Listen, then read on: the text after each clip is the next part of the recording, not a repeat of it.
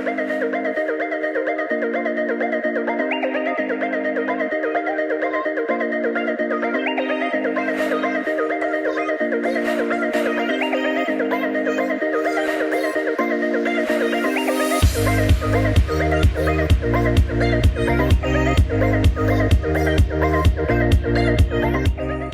you guys, we're gonna go ahead and get started with our heart cake pops, and all you're gonna need is a cake press, some cake pop sticks, some candy melts. I got the pink and the white ones, some sprinkles, and also a cake mix. I got these all from Walmart.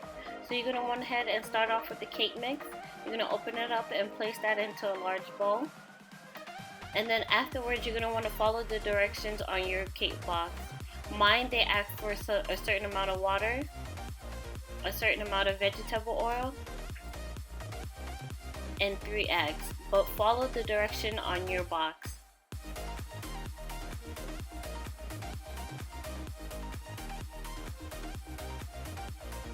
Now that we got all the ingredients in, we're just going to go ahead and mix. After we got it mixed, just go ahead and pour into a large bowl, and then place it into the oven. For my cake, I placed it to 350 degrees Fahrenheit, and then for about 30 minutes. The way you know that it's ready is when you place a butter knife in the middle, and if it comes out clean, then it's ready to get cut up. After you let it cool, just go ahead and slice a part of it into the bowl, and then you're going to want to chop it up until you fine crumbly texture. After you get into crumbly texture, you're just going to want to go ahead and make a ball for each part. I'm making mine slightly larger so I make sure that I get the full entire heart. After I get all the balls ready for each heart, I'm just pushing it down just to make sure I get the molding perfect.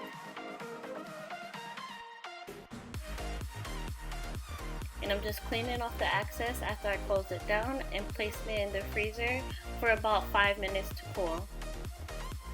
Once you're finished, you're going to take the cake pop sticks, you're going to put in some melted chocolate, and then you're going to place it into each cake pop. And you're going to do that for every heart.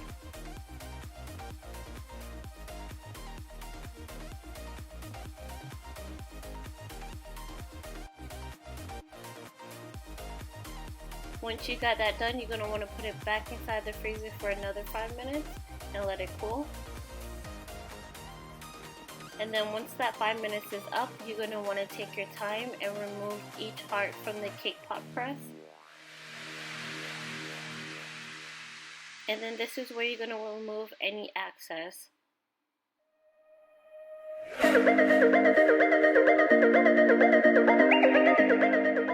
Once you got that ready to go, you're going to go ahead and start melting your candy melts.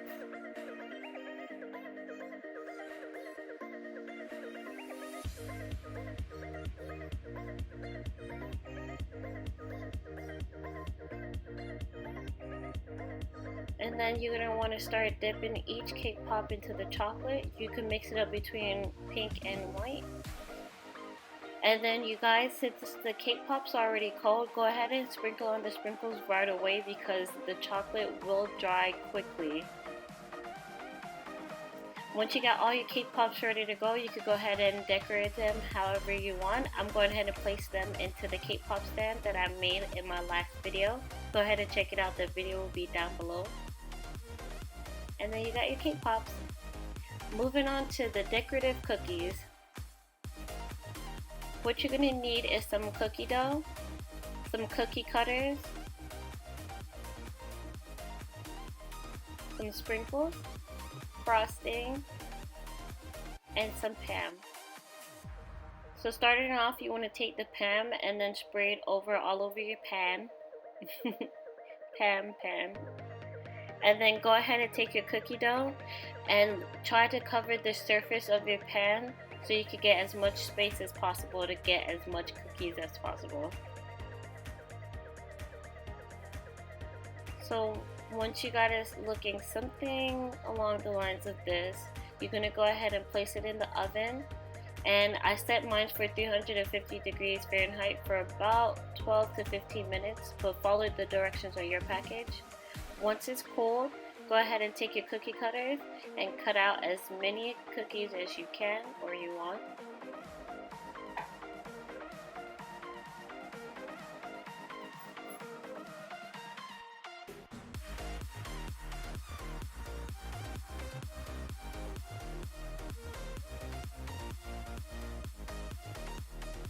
Make sure you take your time to remove each cookie as possible, because I messed up on a few of them, but nobody needs to know, right?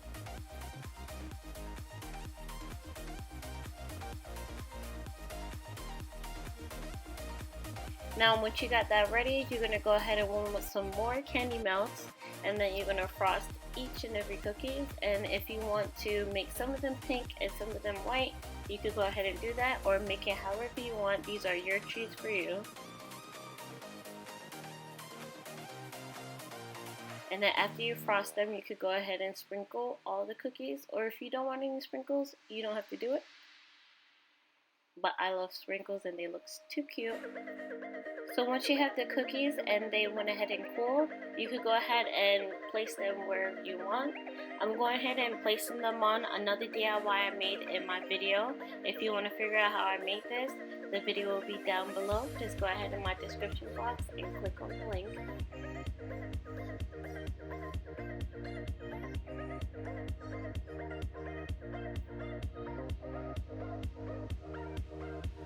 And voila, you got your decorative cookies.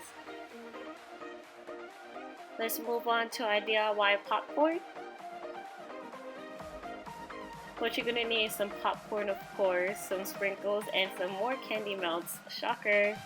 So we're gonna go ahead and pop the popcorn and place some of it in the bowl. And then you guys, we're gonna make some powdered sugar. How do we do that? Just take some sugar, put it into a blender, and mix it all up. And then presto, you got some powdered sugar. Did you guys know that? Because I recently found out about that. So I'm going ahead and place it into my NutriBullet, and then it's like magic, powdered sugar right in front of your eyes.